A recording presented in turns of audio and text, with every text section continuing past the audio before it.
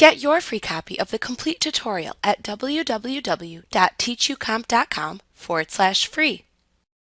To open Windows Update in Windows 11, open the Settings app window and then click the Windows Update button at the left side of the screen to show the Windows Update settings for your computer to the right.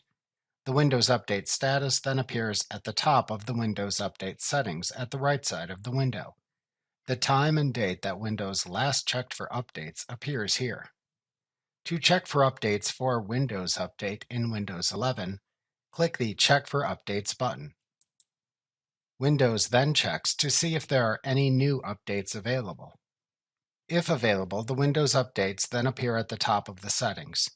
Depending on your Windows Update settings, updates may download and install automatically. However, if they do not, then to download and install the updates, click the Download and Install button that then appears. To immediately restart your computer if a restart is required after installing Windows updates, click the Restart Now button that then appears. Alternatively, to schedule a restart time, click the Schedule the Restart link that appears by the Windows Update status to open a Schedule the Time Settings page at the right side of the window.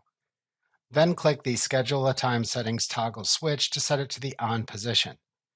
Then select a restart time from the Pick a Time dropdown and a restart date from the Pick a Day dropdown.